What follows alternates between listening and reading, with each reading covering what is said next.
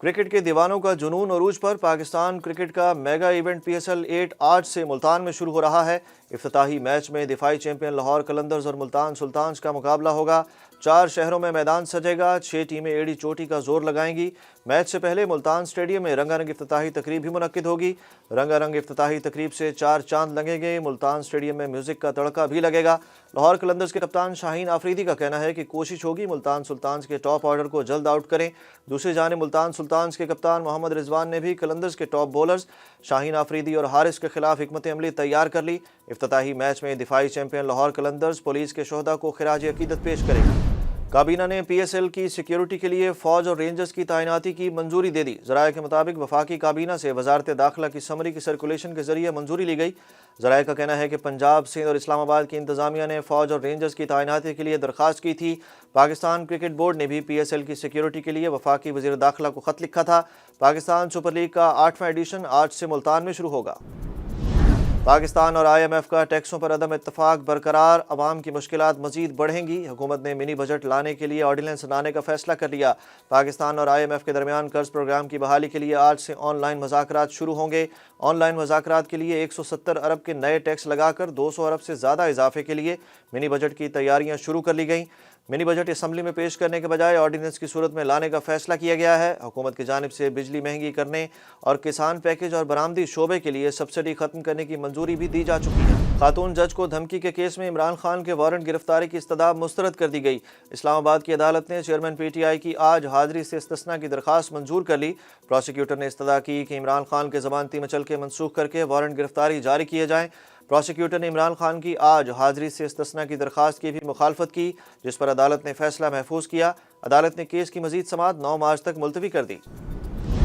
Chairman Tehreek Insaf Imran Khan ने अपनी हुकूमत के खात्मे की साजिश का असल किरदार अमरीका के बजाय जनरल रिटायर्ड बाजवा को करार दे दिया।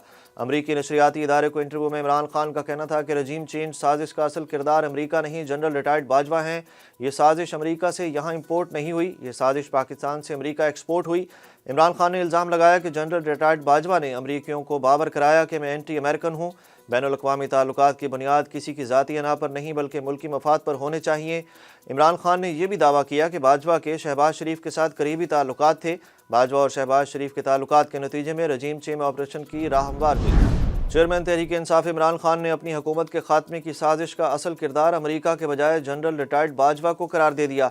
अमरीकी नशरियाती इदारे को इंटरव्यू में इमरान खान का कहना था कि रजीम चेंज साजिश का असल किरदार अमरीका नहीं, जनरल रिटायर्ड बाजवा हैं। ये साजिश अमरीका से यहाँ इम्पोर्ट नहीं हुई, ये साजिश पाकिस्तान से अमरीका एक्सपोर्ट हुई थी। इमरान खान ने इल्ज़ाम लगाया कि जनरल रिटायर्ड बाजवा ने अमरीकियों को बावर कराया कि मैं एंटी अमेरिकन हूँ। बैनुल-अक़वामी ताल्लुकात की बुनियाद किसी की ज़ाती अना पर नहीं बल्कि मुल्की मफाद पर होनी चाहिए। इमरान खान ने यह भी दावा किया कि बाजवा के शहबाज शरीफ के साथ ताल्लुकात करीबी थे। बाजवा और शहबाज शरीफ के ताल्लुकात के नतीजे में रजीम चेंज ऑपरेशन की राह हमवार हुई। वज़ीर आज़म ने कौम की मायूसी का जिम्मेदार इमरान खान को करार दे दिया। ट्वीट में वज़ीर आज़म शहबाज शरीफ ने कहा कि इमरान नियाजी की हर्जा सराई और ताने कौम को मायूस कर रहे हैं। इनकी झूठ पर मबनी सियासत आए रोज़ बेनकाब हो रही है। चेयरमैन PTI पर तनकीद करते हुए शहबाज शरीफ बोले, इमरान खान को इक़्तिदार में वापस आने की बेचैनी है और वो कुर्सी के लिए मुल्क को अदम इस्तेहकाम का शिकार बनाना चाहते हैं। FIA ने साबिक वज़ीर ख़जाना शौकत तरीन के खिलाफ मुकदमा दर्ज कर लिया। साइबर क्राइम विंग की जानिब से दर्ज मुकदमे के मतन में कहा गया कि साबिक वज़ीर ख़जाना ने पंजाब और खैबर पख्तूनख्वा के वज़रा को IMF प्रोग्राम नाकाम बनाने के लिए कॉल की। दूसरी जानिब हुकूमत ने FIA को शौकत तरीन की गिरफ्तारी की इजाज़त दे दी। वज़ीर दाखिला राना सनाउल्ला ने तस्दीक कर दी। कुछ अर्सा कबल शौकत तरीन की IMF से ताउन न करने के हवाले से ऑडियो लीक वायरल हुई थी। उर्दू अदब 4 रोज़ में 2 कदावर शख्सियात से महरूम हो गया। अमजद इस्लाम अमजद के बाद ज़िया मोहिउद्दीन भी मद्दाहों से बिछड़ गए। मुमताज़ अदाकार, मारूफ हिदायतकार और TV मेज़बान ज़िया मोहिउद्दीन की नमाज जनाजा कराची में अदा कर दी गई। अहले खाना के मुताबिक ज़िया मोहिउद्दीन कई रोज़ से अलील थे। आज सुबह हरकत कल्ब बंद हो जाने से चल बसे। ज़िया मोहिउद्दीन 20 जून 1933 को फैसलाबाद में पैदा हुए। ज़िया मोहिउद्दीन को Hollywood film Lawrence of Arabia में काम करने का मौका भी मिला। उन्होंने पाकिस्तान टेलीविज़न के लिए मुतअद्दिद शोहरा आफाक शोज़ भी किए। वो उर्दू अदब के फ़न पारे अपनी खूबसूरत आवाज़ में पेश करने में भी माहिर थे। ज़िया मोहिउद्दीन को 2012 में हिलाल इम्तियाज़ अवार्ड समेत मुतअद्दिद अवार्ड से भी नवाजा गया। चीफ जस्टिस के रिमार्क्स पर सेनेट में तनकीद के मामले पर अटॉर्नी जनरल ऑफ पाकिस्तान ने वफाकी वज़ीर कानून आज़म नज़ीर तारड़ को ख़त लिख दिया। ख़त में अटॉर्नी जनरल ने कहा कि नैब तरमीमी केस के दौरान चीफ जस्टिस ने नवाज शरीफ के हवाले से कोई रिमार्क्स नहीं दिए। بعض ارکان پارلیمنٹ نے چیف جسٹس کے ریمارکس پر تبصرے کیے۔ چیف جسٹس کے ریمارکس کو سوشل میڈیا پر حقائق سے ہٹ کر رپورٹ کیا گیا۔ اٹارنی جنرل نے خط میں مزید کہا کہ ذاتی طور پر عدالت میں موجود تھا۔ چیف جسٹس نے کہا تھا ایک ایماندار وزیر اعظم کو ہٹایا گیا تھا۔ چیف جسٹس نے یہ نہیں کہا تھا کہ ملک میں ایک ہی ایماندار وزیر اعظم تھا۔ بطور وزیر قانون ارکان پارلیمنٹ کو اصل حقائق سے آگاہ کیا جائے۔ پنجاب میں فلور ملز ایسوسی ایشن کی ہڑتال جاری۔ صوبے کی 1100 ملوں نے سرکاری گندم کا کوٹہ اٹھانے سے انکار کر دیا۔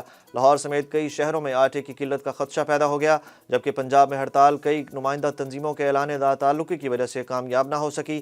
صوبے میں آٹے کی سپلائی بلا تعطل جاری۔ چیئرمین فلور ملز ایسوسی ایشن پنجاب افتخار مٹو کا کہنا ہے کہ محکمہ خوراک ملز مالکان کو ہراساں کر رہا ہے، آج سے ہڑتال کر رہے ہیں، کل سے مارکیٹ میں سبسڈائز آٹے کی فراہمی نہیں کی جائے گی۔ سپریم کورٹ میں ارشد شریف قتل از خود نوٹس کیس کی سماعت کے دوران اسپیشل جے آئی ٹی ٹھوس پیش رفت نہ کر سکی۔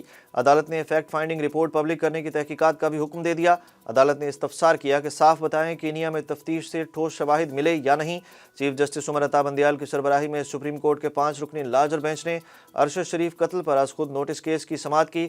سربراہ جے آئی ٹی نے بتایا کہ ارشد شریف کا آئی فون اور آئی پیڈ بھی کینیا اتھارٹی نے حوالے نہیں کیا۔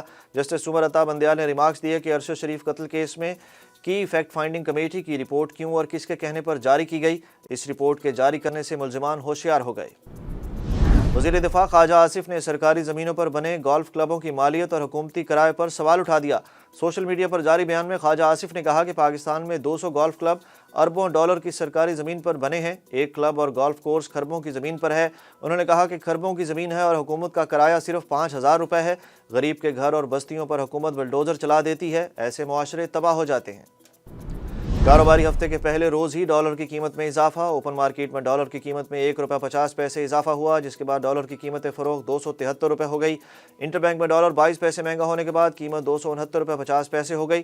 دوسری جانب پاکستان اسٹاک ایکسچینج میں ملا جلا رجحان رہا۔ 100 انڈیکس 180 کے لگ بھگ پوائنٹس کے اضافے کے بعد 42,000 کی سطح کے قریب ہے۔ امریکہ کے جنگی جہازوں نے ملکی حدود میں اڑنے والی ایک اور ناقابل شناخت چیز مار گرائی۔ ایسے ناقابل شناخت آبجیکٹس کو گرائے جانے کی یہ گزشتہ 8 روز کے دوران چوتھی کارروائی تھی۔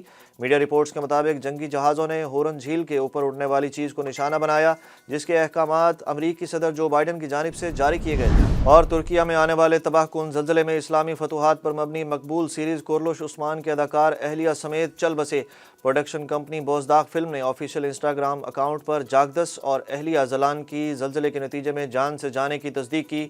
دوسری جانب ترکیہ اور شام میں زلزلے سے تباہی کے باعث ہلاکتوں کی تعداد 34,000 سے تجاوز کر گئی۔ زلزلے سے تباہ عمارتوں کے ملبے سے لوگوں کی تلاش کا عمل جاری۔